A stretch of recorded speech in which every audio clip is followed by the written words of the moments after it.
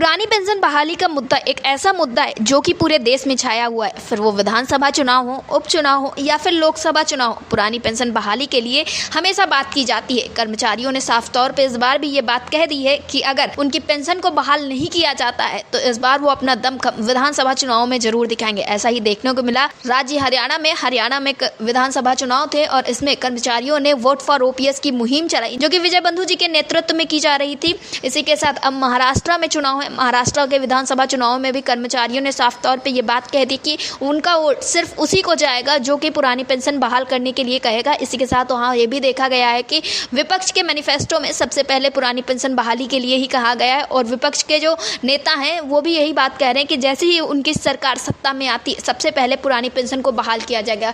फिलहाल आक्रोश मार्च के बाद देखा गया कि महाराष्ट्र में आमरण अनशन जारी कर दिया इन कर्मचारियों को काफ़ी सारी समस्याओं को जूझना पड़ रहा है। देखा गया है कि जो महाराष्ट्र में आमरण अनशन जारी है इससे काफ़ी सारे कर्मचारियों की तबीयत भी बिगड़ गई और उन्हें हॉस्पिटल में एडमिट भी कराया गया है, लेकिन कर्मचारियों ने हार नहीं मानी है। उनका आमरण अनशन अब भी जारी है और मोहन सोनटक्के जी ने बताया कि यह आमरण अनशन जारी रहेगा। फिलहाल विपक्ष के द्वारा एक लेटर भेजा गया है उनको और कहा गया है कि यह आमरण अनशन जो है उसको समाप्त कर देना चाहिए और जैसे ही उनकी सरकार आती है तुरंत सबसे पहले पुरानी पेंशन को बहाल किया जाएगा। लेकिन ये कर्मचारी फिर भी मानने के लिए तैयार नहीं है क्योंकि इनका साफ तौर पे यही कहना है कि उनकी पुरानी पेंशन बहाली जरूर होनी चाहिए और बहुत जल्द होनी चाहिए। इसको लेके वो प्रदर्शन अपना जारी रखेंगे। लेकिन सबसे बड़ी बात इस बीच में ये भी देखी गई है कि सत्ता पक्ष के द्वारा अभी भी इन कर्मचारियों की तरफ ध्यान नहीं दिया गया है और जिससे इन कर्मचारियों में काफ़ी ज़्यादा रोष देखने को मिल रहा है क्योंकि इनका साफ तौर पर यही कहना है कि पुरानी पेंशन जो है वो उनका हक और अधिकार है और वो इसे लेकर रहेंगे। मोहन सोनटक्के ने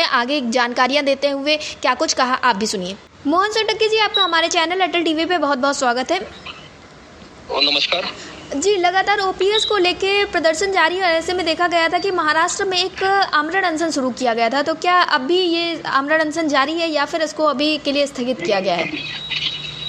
महाराष्ट्र में महाराष्ट्र जुनी पेंशन संगठना की तरफ से रितेश खांडेकर और विजय कुमार बंधु जी की प्रेरणा से जी आज 5वां दिन है और जेल त्याग करने का दूसरा दिन है और यहाँ पर 17 जन पुरानी पेंशन के लिए अनशन उपोषण कर रहे हैं और उन्होंने जेल तक त्याग कर दिया है जी। और कल 2 एडमिट हुए थे और परसों 1 एडमिट हुआ था और आज 10 जनों की प्रकृति चिंताजनक है। उनका 10 किलो वेट कम हो गया है।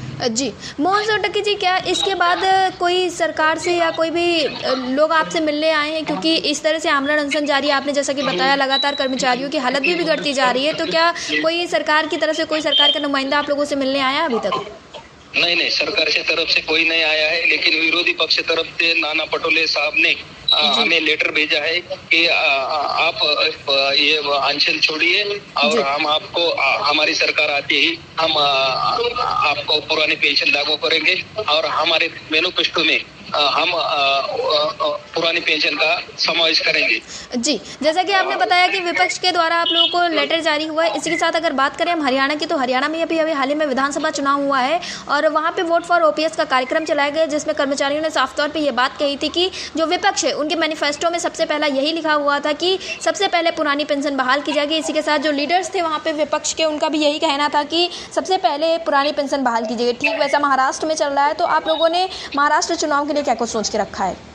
हाँ, तो महाराष्ट्र में भी महाविकास आघाड़ी ने उसके कांग्रेस पक्ष ने ये बताया है हमें कि हम ये आज चर्चा करेंगे। आज बैठक है बारामती में और उसमें चर्चा करेंगे कि मैनिफेस्टो में ये मुद्दा रखने के लिए क्या क्या सभी तीनों पक्षों से चर्चा करेंगे और उसमें हम ये मुद्दा एक ही पुरानी पेंशन का मुद्दा मैनिफेस्टो लेने वाले हैं कि नहीं, ये मीटिंग में हम चर्चा करेंगे।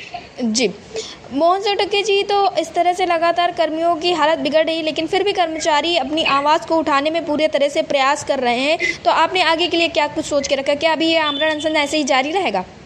हाँ, जारी रहेगा जब तक सरकार के कोई यहाँ पर नहीं आता तो तब नुमाइंदा नहीं आता तब तक ये उपोषण चालू रहेगा। जी, मोहन सोनटक्के जी, अटल टीवी से जुड़ने के लिए बहुत बहुत धन्यवाद। धन्यवाद मैडम।